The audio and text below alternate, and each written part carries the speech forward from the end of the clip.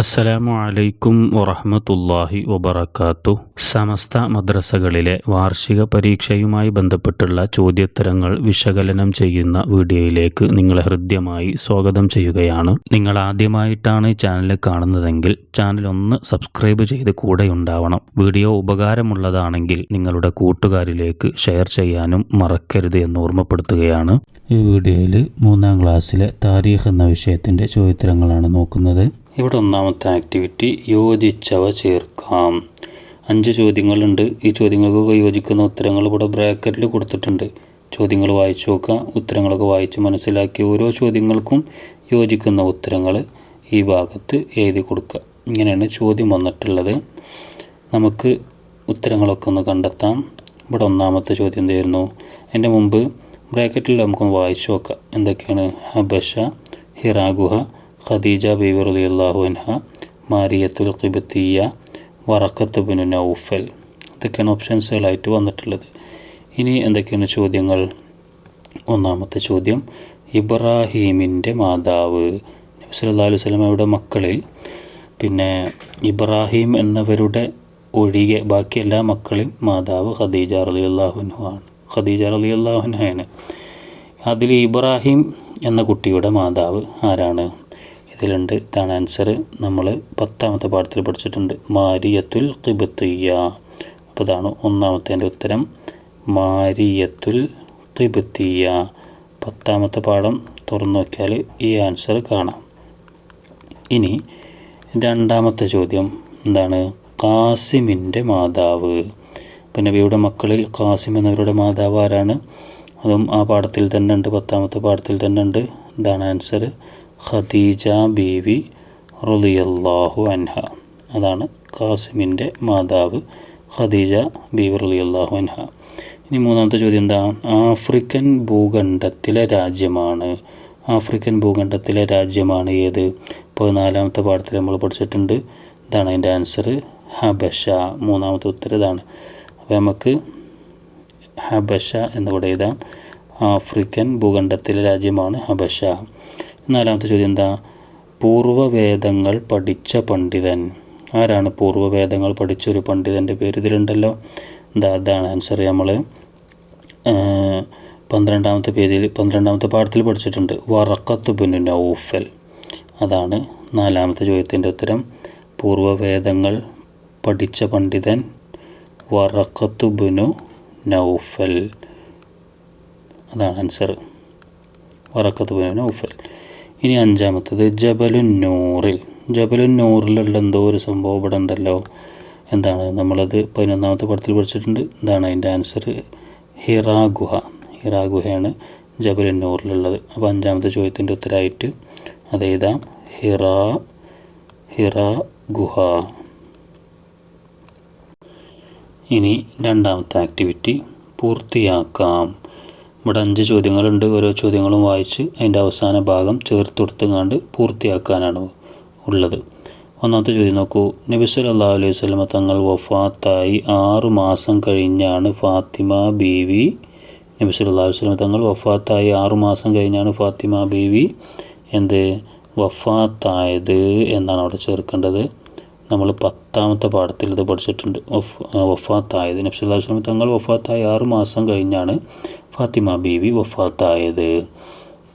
ഇനി 2ാമത്തെ ചോദ്യം എന്താ? ഷാം യാത്ര കഴിഞ്ഞു 2 മാസത്തിന് ശേഷം നബി സല്ലല്ലാഹു അലൈഹി വസല്ലം ഖദീജ ബീവിയെ ഷാം യാത്ര കഴിഞ്ഞ് 2 മാസത്തിന് ശേഷം നബി സല്ലല്ലാഹു അലൈഹി വസല്ലം ഖദീജ ബീവിയെ. അതിൻ്റെ ഉത്തരം 8ാമത്തെ പാഠത്തിലുണ്ട്. നമ്മൾ പഠിച്ചിട്ടുണ്ട്. എന്താണ്? വിവാഹം ചെയ്തു എന്നാണ് അവിടെ ചേർക്കേണ്ടത്. ഇനി 3ാമത്തെ ചോദ്യം നോക്കൂ. 42 വർഷക്കാലം നബി സല്ലല്ലാഹു അലൈഹി വസല്ലം തങ്ങൾ അബൂ താലിബിൻ്റെ 42 വർഷക്കാലം നബി തങ്ങൾ അബൂ താലിബിൻ്റെ എന്താണ്? അതിൻ്റെ ആൻസർ 6ാമത്തെ പേജിലുണ്ട്. അബൂ താലിബിൻ്റെ സംരക്ഷണത്തിലായിരുന്നു. നമ്മൾ പഠിച്ചിട്ടുണ്ടല്ലോ, സംരക്ഷണത്തിലായിരുന്നു. 4ാമത്തെ പാഠത്തിൽ അതുണ്ട്. ഇനി 4ാമത്തെ ചോദ്യം എന്താ? കൊച്ചുകുട്ടിയായിരുന്നപ്പോൾ തന്നെ നീതി പാലിക്കാൻ അല്ലാഹു തആല നബി സല്ലല്ലാഹു അലൈഹി വസല്ലം തങ്ങൾക്ക് കൊച്ചുകുട്ടിയായിരുന്നപ്പോൾ ചെറിയ കുട്ടിയായിരുന്നപ്പോൾ തന്നെ നീതി പാലിക്കാൻ അള്ളാഹു തആല നബി സല്ലല്ലാഹു അലൈഹി വസല്ലം തങ്ങൾക്ക് എന്താണ് അവിടെ ചേർത്ത് കൊടുക്കേണ്ടത്? 4ാമത്തെ പാഠത്തിലുണ്ട്, തോന്നിപ്പിച്ചു കൊടുത്തു. തോന്നിപ്പിച്ചു കൊടുത്തു എന്നാണ് അവിടെ ചേർക്കേണ്ടത്. ഇനി 5ാമത്തെ ചോദ്യം, ഇസ്മായിൽ അലൈഹിസ്സലാമും മാതാവ് ഹാജറ ബീവിയുമായിരുന്നു മക്കയിലെ. ഇസ്മായിൽ അലൈഹിസ്സലാമും മാതാവ് ഹാജറ ബീവിയുമായിരുന്നു മക്കയിലെ 3ാമത്തെ പാഠത്തെ നമ്മൾ പഠിച്ചിട്ടുണ്ടല്ലോ, ആദ്യ താമസക്കാർ. മക്കയിലെ ആദ്യ താമസക്കാർ ആരാണ് നമ്മൾ പഠിച്ചിട്ടുണ്ട്? ഇസ്മായിൽ അലൈഹിസ്സലാമും മാതാവ് ഹാജറ ബീവിയും. ഇതാണ് അപ്പോൾ ഇവിടെ ചേർക്കേണ്ടത് ഇസ്മായിൽ അലൈഹിസ്സലാം മാതാവ് ഹാജറ ബീവിയുമായിരുന്നു മക്കയിലെ ആദ്യ താമസക്കാർ എന്നാണ് ചേർക്കേണ്ടത്. ഇനി 3ാമത്തെ ആക്ടിവിറ്റി നോക്കൂ. 2 വീതം എഴുതാം. 3 ചോദ്യങ്ങളുണ്ട്. ഓരോ ചോദ്യങ്ങൾക്കും ഈ 2 ഉത്തരങ്ങൾ എഴുതി കൊടുക്കാനുണ്ട്. ഇവിടെ 1ാമത്തെ ചോദ്യം, ഖദീജ ബീവി റളിയല്ലാഹു അൻഹയുടെ ഗുണങ്ങൾ. ഖദീജ ബീവി റളിയല്ലാഹു അൻഹയുടെ ഗുണങ്ങൾ നമ്മൾ 8ാമത്തെ പാഠത്തിൽ പഠിച്ചിട്ടുണ്ടല്ലോ. എന്താണ് ഖദീജ ബീവി റളിയല്ലാഹു അൻഹയുടെ ഗുണങ്ങൾ? എന്തൊക്കെ? കാര്യസ്ഥത, ബുദ്ധികൂർമ്മത, ഭർതൃസ്നേഹം, ഔദാര്യം. കാര്യസ്ഥത, ബുദ്ധികൂർമ്മത, ഭർതൃസ്നേഹം, ഔദാര്യം.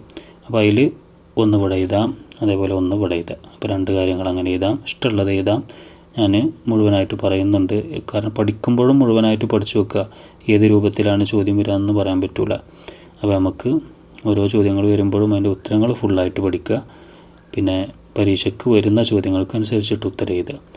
ഇനി ഇവിടെ 2ാമത്തെ ചോദ്യം എന്താ? നബി സല്ലല്ലാഹു അലൈഹി വസല്ലം തങ്ങൾക്ക് പ്രവാചകത്വം ലഭിക്കുന്നതിൻ്റെ സൂചനയായി അനുഭവപ്പെട്ട ലക്ഷണങ്ങൾ. നബി സല്ലല്ലാഹു അലൈഹി വസല്ലമക്ക് പ്രവാചകത്വം കിട്ടുന്നതിന് മുമ്പ് ചില അത്ഭുത സംഭവങ്ങൾ, ലക്ഷണങ്ങളൊക്കെ നബി തങ്ങൾ ഇങ്ങനെ കണ്ടിരുന്നല്ലോ. അതെന്തൊക്കെയായിരുന്നു? അതിന് 2 എഴുതാനാണ്. അത് നമ്മൾ 11ാമത്തെ പാഠത്തിൽ പറയുന്നുണ്ട്. പ്രവാചകത്വം ലഭിക്കുന്നതിൻ്റെ സൂചനയായി ചില ലക്ഷണങ്ങൾ അനുഭവപ്പെട്ടു തുടങ്ങിയെന്ന് പറഞ്ഞുകൊണ്ട് പറയുന്നു. ശക്തിയായ പ്രകാശം കാണുക, ചില അശരീരികൾ കേൾക്കുക, മരങ്ങളും കല്ലുകളും സംസാരിക്കുക മുതലായവ അതിൽപ്പെട്ടതാണ്. അപ്പോൾ 3 കാര്യങ്ങളാണ് പറയുന്നത്. അതിലേതെങ്കിലും 2 നമുക്ക് എഴുതാം. 1 ഇവിടെ എഴുതാം, അതേപോലെ തന്നെ മറ്റൊന്ന് ഇവിടെ എഴുതാം. ഈ 3ാമത്തെ ചോദ്യം എന്താ?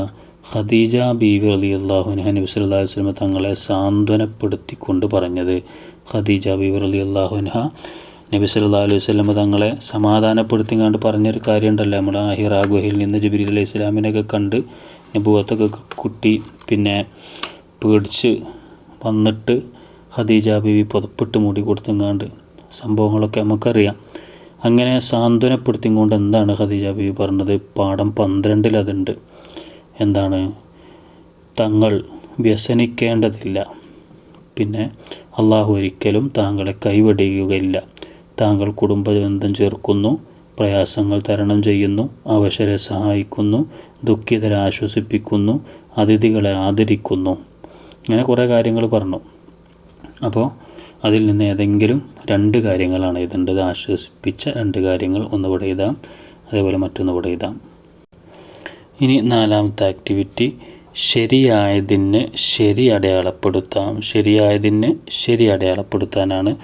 4 ചോദ്യങ്ങളുണ്ട്. ഓരോ ചോദ്യങ്ങൾക്കും 3 ഓപ്ഷൻസുകൾ ഉത്തരം അവിടെ കൊടുത്തിട്ടുണ്ട്. അതിലേതെങ്കിലും ഒന്നായിരിക്കും ശരി. അതാണ് ശരിയുണ്ട്. 1ാമത്തെ ചോദ്യം എന്താ? ഹബഷയിലേക്ക് ആദ്യം ഹിജറ പോയത് നബുവത്തിൻ്റെ എത്രാം കൊല്ലമാണ്? ഇവിടെ ഓപ്ഷൻസുകൾ നോക്കൂ. 4ാം കൊല്ലം, 5ാം കൊല്ലം, 3ാം കൊല്ലം. അത് പറഞ്ഞാൽ 4ാം വർഷം, 5ാം വർഷം, 3ാം വർഷം. ഏതാണ് ഇവിടെ ആൻസർ? നമ്മൾ 14ാമത്തെ പാഠത്തിൽ പഠിച്ചിട്ടുണ്ട്. 5ാം വർഷമാണ് ഹിജറ പോയത്. ഹബഷയിലേക്ക് ഹിജറ പോയത് നബുവത്തിൻ്റെ 5ാം വർഷമാണ്. അപ്പോൾ അവിടെ ടിക്ക് ചെയ്യുക. ഇനി 2ാമത്തെ ചോദ്യം എന്താ? ഹംസ റളിയല്ലാഹു അൻഹു ഇസ്ലാം മതം സ്വീകരിച്ചത് നബുവത്തിൻ്റെ.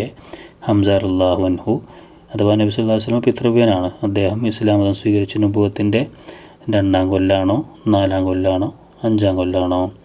അതിൻ്റെ ഉത്തരം 13ാമത്തെ പേജിൽ നമ്മൾ പഠിച്ചിട്ടുണ്ട്. 2ാം വർഷമാണ് ഹംസ റളിയല്ലാഹു അൻഹു ഇസ്ലാം മതം സ്വീകരിച്ചത്. അതിൻ്റെ കൂടെ തന്നെ പറയുന്നുണ്ട് പിന്നെ ഉമർ റളിയല്ലാഹു അൻഹു ഇസ്ലാം മതം സ്വീകരിച്ചത് നബുവത്തിൻ്റെ 6ാം കൊല്ലാന്നും പറയുന്നുണ്ട്. അതൊക്കെ കൂടെ പഠിക്കുക. ഇനി 3ാമത്തെ ചോദ്യം എന്താ?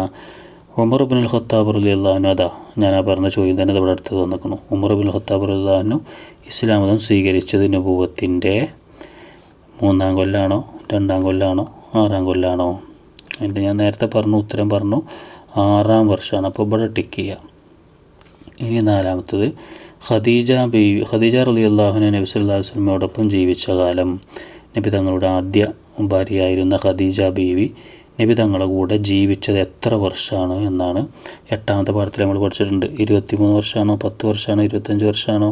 അതിൻ്റെ ഉത്തരം 25 വർഷം. അതാണ് അവിടെ ടിക്ക് ചെയ്യേണ്ടത്.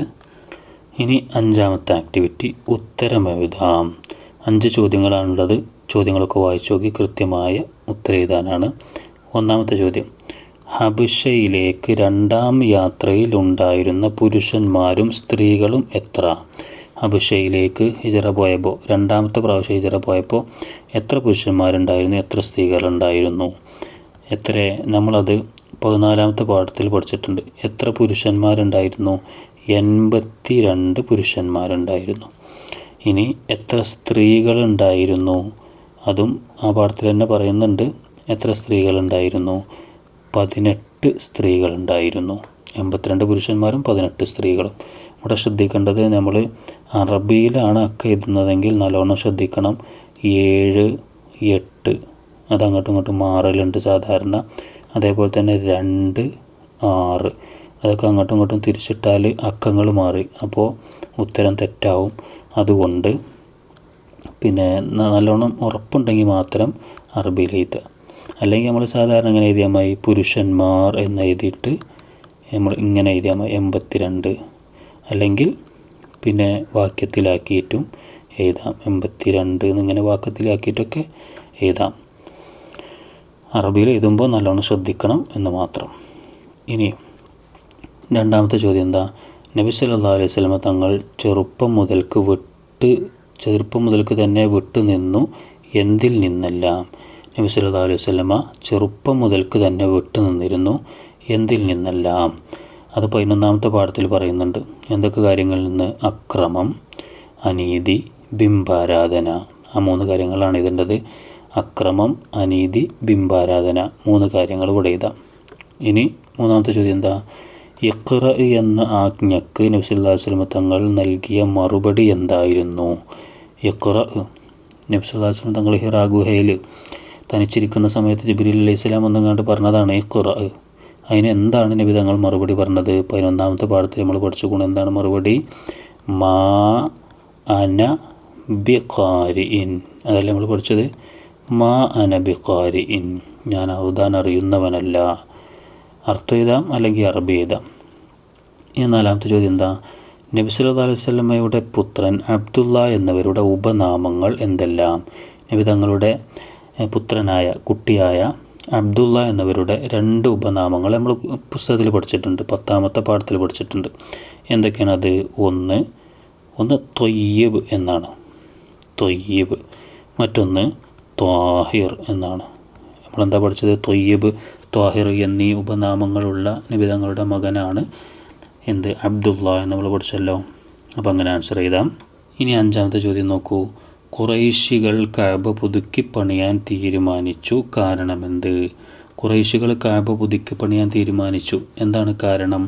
അതിൻ്റെ ഉത്തരം 9-ാമത്തെ പാഠത്തിലുണ്ട്. 21-ാമത്തെ പേജ് 9-ാമത്തെ പാഠത്തിലതാ, മക്കയിലുണ്ടായ ഒരു വെള്ളപ്പൊക്കം കാരണം കഅബ ഷരീഫ് കേടുപാടുകൾ സംഭവിച്ചു. കഅബ ഷരീഫിന് കേടുപാടുകൾ സംഭവിച്ചു, അതാണ് കാരണം. അപ്പോൾ എങ്ങനെ എഴുതാം?